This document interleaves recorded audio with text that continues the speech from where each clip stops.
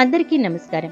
June నెల చివరి వారంలోపు కుంభరాశి వారికి ఎన్నడూ చూడని రోజులు రాబోతున్నాయి. ఇలా జరుగుతుందని అస్సలు ఊహించి ఉండరు. మరి జూన్ నెల చివరి వారంలోపు కుంభరాశి వారి యొక్క జీవితంలో ఎలాంటి రోజులనేవి రాబోతున్నాయి, అసలు ఊహించని విధంగా వారి యొక్క పరిస్థితులు ఎలా మారబోతున్నాయి, ఇదంతా కూడా వీడియో ద్వారా తెలుసుకోబోతున్నాం. కాబట్టి వీడియోని ఎక్కడ కూడా స్కిప్ చేయకుండా చివరి వరకు చూస్తే పూర్తిగా మీకు అర్థమవుతుంది. వీడియోని లైక్ చేయటం, షేర్ చేయటం మర్చిపోకండి. మీ లైక్ మరియు షేర్ మాకు మంచి సపోర్ట్ మరియు ఎంకరేజింగ్ గా ఉంటుంది. జూన్ మాసంలో గ్రహాల రాశుల మార్పుల కారణంగా చాలా ప్రత్యేకమైనటువంటి మాసంగా చెప్పబడుతోంది. ఈ నెలలో ముందుగా అంగారకుడు అంటే కుజుడు మేషరాశిలోకి తన సంచారాన్ని చేయటంతో, తర్వాత సూర్యుడు, బుధుడు, శుక్రగ్రహాల కదలికలలో మార్పులు అనేవి జరగడంతో ఈ మాసం అనేది శని జయంతిని కూడా జరుపుకొని వల్ల ఈ సమయంలో చాలా సానుకూల మార్పులు అనేవి వచ్చే అవకాశం కనిపిస్తుంది. కొన్ని రాశుల వారికి అయితే ప్రతికూలంగా కూడా ఉంటుంది.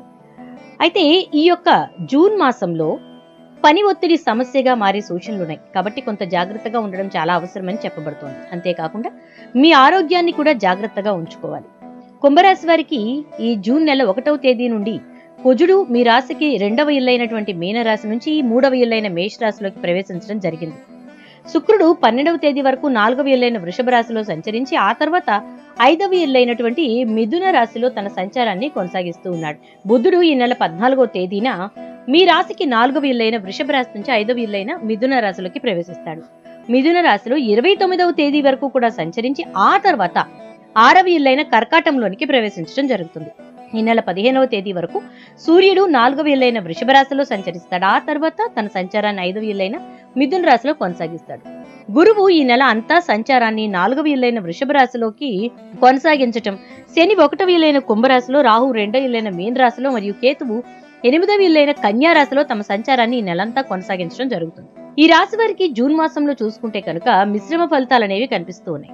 నెల ప్రారంభంలో కుటుంబ అవసరాల కోసం జేబులో నుండి ఎక్కువగా డబ్బు ఖర్చు చేసే పరిస్థితులున్న ఈ సమయంలో మీరు ఇంటి మరమ్మతులు కానీ లేదా ఏదైనా ఖరీదైన వస్తువులు మొదలైన వాటి కోసం భారీ మొత్తంలోనే ఖర్చు చేయాల్సి రావచ్చు. ఇది మీ బడ్జెట్ ని పాడు చేసేటటువంటి, అంటే మీ ప్లానింగ్ ని పాడు చేసే విధంగా ఉంటుందన్నమాట. ఉద్యోగులకైతే కార్యాలయంలో కూడా పని భారం ఎక్కువగా ఉంటుంది. ముఖ్యంగా వృత్తిపరమైన మహిళలు ఇల్లు, కార్యాలయాల మధ్య బ్యాలెన్స్ సాధించడంలో కొన్ని సమస్యలను కూడా ఎదుర్కొంటారు. నెల మధ్యలో ఉపాధి కోసం ఎదురు చూస్తున్న వ్యక్తులకు కొత్త అవకాశాలు లభిస్తాయి. అయితే అవి మీ అంచనాలకు అనుగుణంగా ఉండకపోవచ్చు. ఈ సమయంలో మీరు ప్రేమ సంబంధాల్లో కొన్ని అపార్థాలు కూడా చూసే పరిస్థితులు ఉంటాయి. కాబట్టి జీవిత భాగస్వామితో కానీ లేదా మీ యొక్క ప్రేమికురాలతో లేదా ప్రేమికుడితో కానీ కొంచెం జాగ్రత్తగా ఉండండి. అనవసరంగా వచ్చే వివాదాలని చాలా వరకు కూడా స్కిప్ చేయడానికి ప్రయత్నించండి. దాన్ని పట్టుకుని గొడవ పెట్టుకుని దాని గురించి ఎక్కువగా సాగదీయటం వల్ల అనవసరంగా ఇబ్బందులు పడతారు. జూన్ 15 నుంచి మీ 4వ మరియు 5వ ఇంటిపై సూర్యుని యొక్క సంచారం ఉండడం వల్ల కొంచెం విషయాల్లో మెరుగుదల అనేది కనిపిస్తుంది. మీ 3వ ఇంటి పైన ఉన్న కుజుడు మంచి ఫలితాలను ఇస్తాడు. శుక్రుడు జూన్ 13, 2024 వరకు కూడా మీ కుటుంబంలో తగాదాలు మరియు బాధలను సృష్టిస్తాడు. బుధుడు జూన్ 16 తర్వాత మీకు మంచి ఫలితాలు ఇస్తాడు. మీ జన్మరాశిలో శని తిరోగమనం వైపు వెళ్లడం ఈ నెల చివరి వారంలో మీ పని ఒత్తిడి తగ్గుతుంది. మీ 2వ ఇంటిపైన రాహువు ఎక్కువ ఖర్చులను సృష్టిస్తాడు. మీ 8వ ఇంటిపై ఉన్నటువంటి కేతువు మీకు ఆధ్యాత్మిక మరియు దాతృత్వం, మతపరమైన కార్యక్రమాల్లో మీరు ఎక్కువ టైం గడపడానికి పరిస్థితుల్ని అనుకూలపరుస్తాడని చెప్పుకోవచ్చు. మీ 4వ ఇంటి మీద బృహస్పతి మీ ఆర్థిక పరిస్థితిని మెరుగుపరచడంతో చాలా వరకు మీరు కష్టాల ఊబి నుంచి బయటపడతారు. మొత్తంగా చూసుకుంటే జూన్ 14 వరకు కూడా అడ్డంకులు మరియు నిరుత్సాహాలు అనేవి ఉన్నా కూడా జూన్ 15 నుంచి మీరు అద్భుతమైనటువంటి ఉపశమనాన్ని పొందుతారని చెప్పొచ్చు. జూన్ 16 నుంచి మీ జీవితంలో పెద్ద తుఫాన్ని దాటి తర్వాత మీరు కొంచెం రిలాక్స్ అవుతారు. మీరు హనుమాన్ చాలీస వినొచ్చు. అలా వినడం ద్వారా మీకు కాస్త ధైర్యం అనేది వస్తుందన్నమాట. ఇక అదే విధంగా చూసుకున్నట్లయితే కనుక మీ 4వ ఇల్లు మరియు 8వ ఇంట్లో ఉన్న గ్రహాల శ్రేణి మీ శరీరం మీద బలహీనతల్ని సృష్టిస్తుంది. జూన్ 14 వరకు మీ శక్తి స్థాయిలు తగ్గవచ్చు. కానీ మీ పూర్వ పుణ్య స్థానానికి చెందినటువంటి 5వ ఇంటిపైన గ్రహాల సంచారం అనేది జూన్ 15 నుంచి మీకు చాలా తొందరగా వైద్యం అందడం ద్వారా మీకు వచ్చేటటువంటి అనారోగ్య పరిస్థితుల నుంచి బయటపడేయడం జరుగుతుంది. అవసరమైతే జూన్ 15 తర్వాత షెడ్యూల్ అంటే అవసరమైనటువంటి సర్జరీలకు వెళ్లడం ద్వారా మీ యొక్క ఆరోగ్య పరిస్థితికి అంత ఇబ్బంది కలుగుతుంది. కాబట్టి సర్జరీస్ కి వాటికి వెళ్ళకండి. అంటే ఎవరికైనా అనారోగ్య పరిస్థితుల వల్ల సర్జరీస్ చేయాల్సి ఉంటే జూన్ 15 తర్వాత మాత్రం వాటి జోలికి వెళ్ళకండి. ఇక తల్లిదండ్రుల ఆరోగ్యం పట్ల శ్రద్ధ చాలా అవసరం. ఈ మాసం యొక్క అంటే జూన్ మాస ప్రథమార్థంలో మీ వైద్య ఖర్చులు ఎక్కువగా ఉంటాయి. అదే విధంగా మీ శక్తి కూడా తగ్గుతుంది. అంతేకాకుండా మీరు ఆధ్యాత్మికంగా కొంత బలపడాల్సిన పరిస్థితులు కూడా కనిపిస్తూ ఉన్నాయి. మొదటి 2 వారాల్లో మీ కుటుంబ సమస్యలు ఉంటాయి. మీ జన్మరాశిలో ఉన్నటువంటి శని మీ సన్నిహిత కుటుంబ సభ్యులు మరియు బంధువులతో విభేదాలను సృష్టించడం జరుగుతుంది. మీ 5వ ఇంటిపై ఉన్నటువంటి శుక్రుడు జూన్ 15 తర్వాత కుటుంబ సమస్యలను పరిష్కరించడానికి మీకు సహాయం చేస్తాడు. మీరు మీ జీవిత భాగస్వామి మరియు పిల్లల అవసరాలని అర్థం చేసుకోవడానికి సమయాన్ని కాస్త వెచ్చించడం జరుగుతుంది. చివరికి మీరు చెప్పేదానికి మీ పిల్లలు అంగీకరించడం జరుగుతుంది. మీ జీవిత భాగస్వామి మరియు అత్తమామలు మిమ్మల్ని ఇబ్బంది పెట్టడం మానేస్తారు. అంతేకాదు కొడుకు కూతురి పెళ్లి నిశ్చయించడం కూడా జరుగుతుంది. కానీ అలాంటి ఆలోచన మాత్రం చేయకండి. అలాంటి పరిస్థితులైతే వస్తాయి, కానీ మీరు పెళ్లిళ్లు నిశ్చయించే పని మాత్రం జూన్ 15 తర్వాత పెట్టుకోకండి. మీరు చేయాల్సి ఉంటే కనుక రాబోయేటటువంటి రోజుల తర్వాత తగినంత బ్యాక్గ్రౌండ్ చెక్ చేయాలని నిర్ధారించుకుని ఆ తర్వాతే మీరు పెళ్లిళ్ళ జోలికి వెళ్ళండి. ఇల్లు లేదా అపార్ట్మెంట్లోకి వెళ్ళడానికి కూడా ఇది మంచి సమయం. మీరు కొత్త కారు కొనుగోలు చేయడంలో కూడా చాలా చక్కగా విజయాన్ని సాధిస్తారు. అంటే మీరు అనుకున్న విధంగానే కొత్త కారుని మీరు కొనుగోలు చేయగలుగుతారనమాట.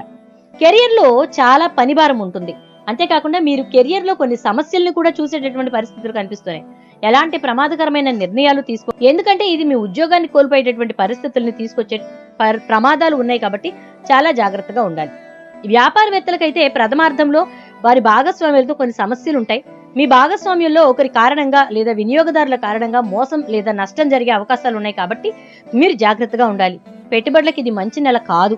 అంతేకాకుండా ఈ నెలలో వృద్ధి, వ్యాపారం మరియు ఆదాయం సాధారణంగా ఉంటుంది. ఈ నెలంతా కూడా కుజుని గోచారం అనుకూలంగా ఉంటుంది కాబట్టి మీరు ఉత్సాహంగా పనిచేయగలుగుతారు. వ్యాపార రీత్యా ఎక్కువగా ప్రయాణాలు కూడా చేస్తారు. ఆర్థికంగా మిశ్రమ ఫలితాలు అనేవి ఈ మాసంలో మీకున్నాయి. మీ ఖర్చులు మీకు నియంత్రణ ఉన్న సమయంలో పెద్ద లాభాలు లేదా ఆదాయంలో పెరుగుదల ఉండదు కాబట్టి ఇది మీ ఆర్థిక సమస్యల్ని అధిగమించడానికి మీకు సహాయపడుతుంది. ద్వితీయార్థంలో ఆదాయం కొన్ని అనుకూలమైన మార్పులు చోటు చేసుకుంటాయన్నమాట.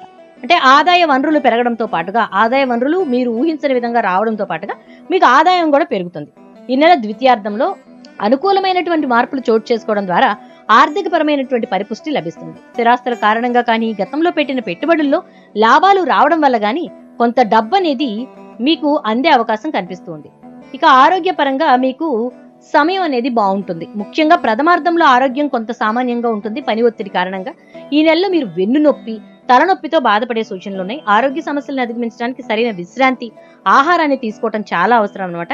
కుజుని గోచారం అనుకూలంగా ఉంటుంది కాబట్టి వచ్చిన ఆరోగ్య సమస్యల నుంచి తొందరగానే మీరు బయటపడగలుగుతారు. ప్రయాణాలకైతే ఈ మాసం అనుకూలంగా ఉంటుంది. బుధుడు, శుక్రుడు, కుజుడు మంచి ఫలితాలు అందించడానికి మంచి స్థితిలో ఉన్నారు. కానీ జూన్ 15 వరకు కూడా జాప్యాలు, కమ్యూనికేషన్ సమస్యలు మరియు లాజిస్టిక్ సమస్యలు ఉండొచ్చు. కానీ మీ పర్యటన ఉద్దేశ్యం అయితే అంటే మీరు ఏ పని మీద అయితే ప్రయాణం మొదలు పెడతారో అది మాత్రం నెరవేరుతుంది అనమాట. సెలవుల కోసం ప్లాన్ చేసుకోవడానికి అయితే ఇది మంచి మాసం అనే చెప్పొచ్చు. మీరు మీ స్నేహితులు, కుటుంబ సభ్యులు, బంధువులతో ఆనందంగా గడపడం అనేది జరుగుతుంది. ఈ మాసంలో ఈ ద్వితీయార్థంలో అంటే జూన్ 15 తర్వాత పెండింగ్ లో ఉన్న వీసా మరియు ఇమిగ్రేషన్ ప్రయోజనాలు చక్కగా మంచి రిజల్ట్ అనేవి ఇస్తాయన్నమాట. జూన్ 18 తర్వాత వీసా పొందడంలో మీరు విజయవంతం అవుతారు. అయితే జూన్ 23 కొన్ని రోజుల పాటు గందరగోళాన్ని సృష్టించేటటువంటి పరిస్థితులు ఉన్నాయి. ఊహించని జాప్యాలు కూడా ఉంటాయి. కానీ కొన్ని అయిపోతాయి అనుకున్న సంఘటనలు చాలా వరకు కూడా ఆగిపోవడం, 3వ వారంలో ఆగిపోవడం, అలాగే వెళ్ళాలి అనుకున్న ప్రయాణాలు సడన్ గా వాయిదా పడటం, చేతికి ఎప్పటి నుంచో రావాల్సిన డబ్బు వచ్చినట్టే వచ్చి ఆగిపోవటం, ఇలా అనేకమైనటువంటి పరిస్థితులు మిమ్మల్ని అతలాకుతలం చేసే అవకాశం ఎక్కువగా కనిపిస్తుంది. ముఖ్యంగా ఈ సర్కమ్స్టెన్సెస్ అన్ని కూడా జూన్ 3వ వారం నుంచి రావడానికి అవకాశాలు ఎక్కువగా కనిపిస్తున్నాయి. అయితే వీటి నుంచి తప్పించుకునే కొన్ని పరిహారాలను ఇప్పుడు మనం చూసేద్దాం. పౌర్ణమి తిథుల్లో, శనివారాల్లో సాంబ్రాణి, నల్ల నువ్వులు, సుర్మారాయి, సోంపు, మినుములు, నల్లగంధం, నీలిరంగు పుష్పాలు వీటిల్లో మీకు లభించిన వాటిని నీళ్లలో వేసి కాచి ఈ నీటితో స్నానం చేయాలి. శనివారాల్లో నలుపు మరియు ముదురు నీలం రంగు దుస్తుల్ని ధరించాలి. ఎర్రని కుంకుమ, ఎరుపు రంగు గాజులు నిత్యం ధరించాలి. కందులు మరియు కందిపప్పుతో చేసిన ఆహార పదార్థాలు పేదరికి పంచాలి. కందులు మరియు కందిపప్పును నీటిలో నానబెట్టి గోవులకు తినిపించాలి. వీధి సునకాలంటే కుక్కలు, వీధి కుక్కలు ఉంటాయి కదా, వాటికి ఆహారాన్ని అందిస్తూ ఉండాలి.